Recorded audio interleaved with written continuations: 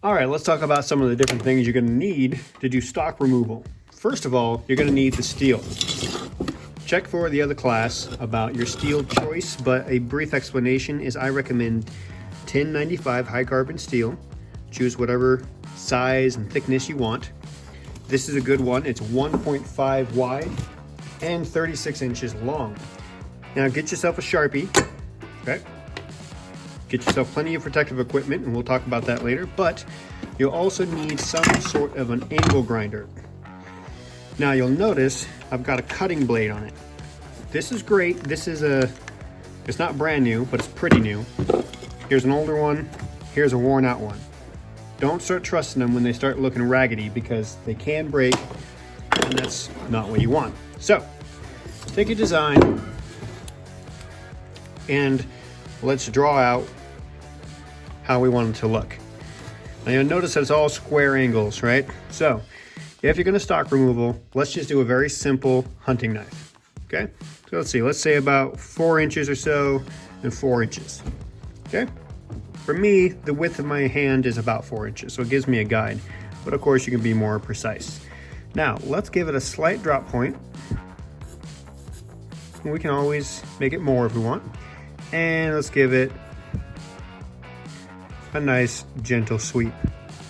Always cut it a little big, because the more you go, all right, okay, let's make it a 4-inch blade, so we'll do the choil there. That's about 4 inches. Always go a little big so you have room in order to grind it back to shape. And we're gonna do a little jimping as well. You can eyeball it, you can mark it, do whatever you like. Okay, now we're gonna do a very simple handle. A little flare here. And yeah, looks good to me. Little flare here. And that's a basic look of what we're gonna do. And just to help me visualize, I'm gonna go about halfway up the choil, and we're going to do, just for fun, let's do a high bevel. That's not very accurate, but you get the idea. Okay, now let's cut it out. And that one hurt a lot. Now there's a lot of ways that you can secure your material to where you want it to be.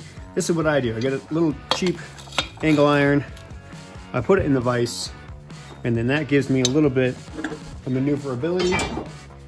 And to start out, I just hang the material a little bit off center, just off the angle iron, and I like to clamp it so that the clamp is downward, because it helps me out, keep it out of the way, otherwise there's a big post in the way. And then we put on our safety gear, including the guard on the angle grinder and the guard for your face. Don't want to hurt your face. Okay? And I like to start right here. Just get the blade cut off.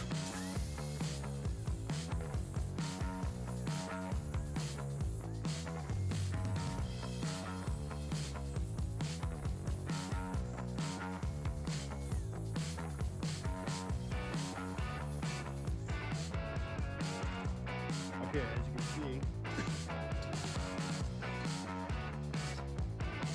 now we're pretty close. Very simple. Now let's realign for the rest of the blade. Now that's pretty easy, right? Just cut off that little tip right there. So instead of showing you that right away, let's show how to do some handle work. There's a lot of different ways, but this is one of the options. Now, make sure you put it in such a way that you're not gonna hit the angle iron. You'll find a lot of resistance and you won't know why. Here we go. Now this is the way I do it. See, the angle iron's there. I'm gonna do a little divot for my choil. Remember, cut everything a little bit large so you have more wiggle room with your design. Okay, now to cut in something like this, it's really not hard. Just do a bunch of cuts toward it, and then you can start working your way in, like this.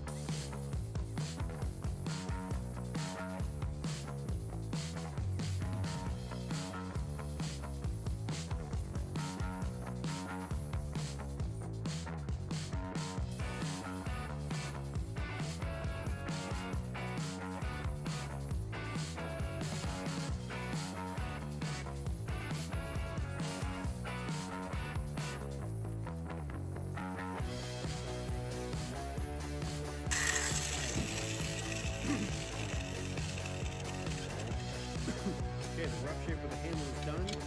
It is hot, be careful, I'm just wearing gloves. So we're going to flip this bad boy around and we are going to work on the rest of the tip. Rest of the blade, we're going to work on the tip, I guess I should say. There we go. Whoop.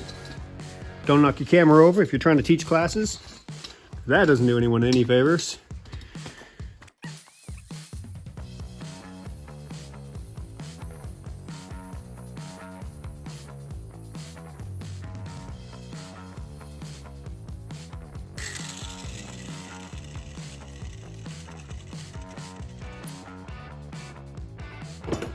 Okay, now obviously you can spend a lot more time on this and clean it up, do a lot more work with the grinder. And that's totally up to you. Or you could just say, well, there you go. I got the basic profile cut out, and now we just gotta clean it up on the belt sander. So let's go do that.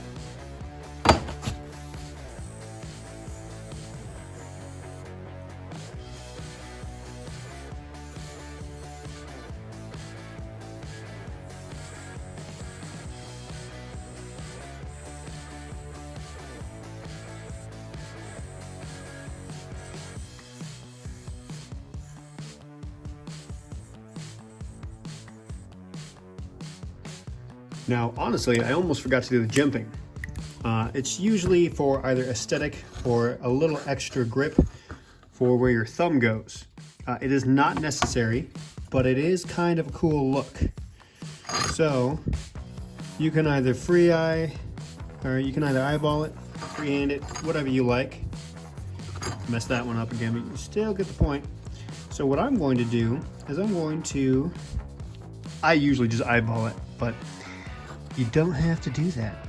So I will say my thumb's going to be about there. So I'll put the first one at the 1 inch, and I'll do about an inch worth of jimping. And this is not how deep I'm going to cut it, by the way. So now we'll go 1/2 inch, and we'll go a couple quarters. That one's a little off, but you're getting the point. And now I will mark a depth. And to me, from my eyeball, that is a little too deep. So I will keep in mind to stop right before it. Now, of course, there's plenty of ways you can do this. You can paint it, you can do all kinds of cool stuff to it so that it's extremely precise. But I'm not showing you extremely precise. I'm showing you the basic idea. Now let's cut it in.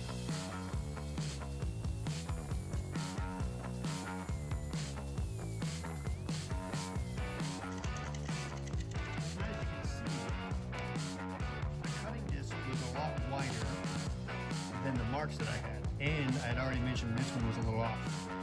So we decided to do each side to give us a center point, and then that gives us 2 extra center points. And even still, see how this one's a little shallow? That's fine. Cut everything a little big so that we can come in here with files later and file it down more evenly, and it will look magnifico. Now we've got a 1095 blade profile. All we gotta do now is drill the pin holes and cut it. We can also, since we're gonna have higher bevels, drill supplementary holes along the handle in order to lighten the whole blade as a whole. Just don't drill too many. So my basic idea is to have my handle here, which means I'm gonna want a pinhole here. And let's follow down the center line. And I'll do one here. 2 pins will be just fine. And I'll probably eyeball a few larger holes to reduce weight. So that's the basic guide. Again, you can easily scribe and make it very precise if that's the way you want to go. It's up to you. Let's go cut the holes. Okay, so we're just going to do the 2 pin holes. For now, use a fresh bit. Don't wear gloves for this application. Get yourself a bench press vise, or just kind of hack it the way I'm about to show you. Because if you wear gloves and it gets caught, it'll wrap your finger up. Ooh, bad stuff. So make sure this is nice and secure. Boink, it is. Get yourself some cutting oil. Just go to your hardware store and ask specifically for cutting oil. You can also, if you wanted to, punch the holes beforehand, but I'm not gonna. Give myself a basic start. Okay. Now it's gonna hold it there and it's gonna rotate into the post. It's not gonna hit the post, it's going to be held by the post. If you don't have a vise, like I don't. I used to, now I don't. Little oil, keep it going. And as you press, keep applying oil.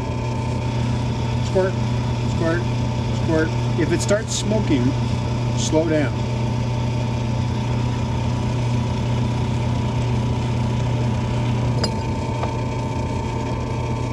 Okay, now we're moving on to our next one, which is approximately here.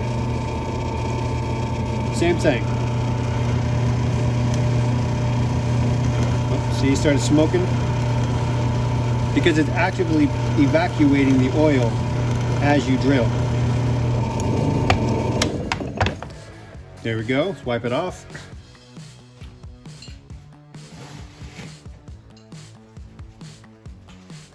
Now, normally I would consider lightening the handle even more, but perhaps for this video, you get the point. Perhaps I won't, because I'm going to be using a thin layer of micarta for the handle, so it's not going to be overall very heavy. And it's already pretty front heavy, but that's because we haven't ground in the bevels yet, or cleaned up the jimping. But there we are so far, very simple camp knife. Next video is going to be about grinding and preparing for the heat treat. Bunch of cool stuff coming. Hope you like it so far.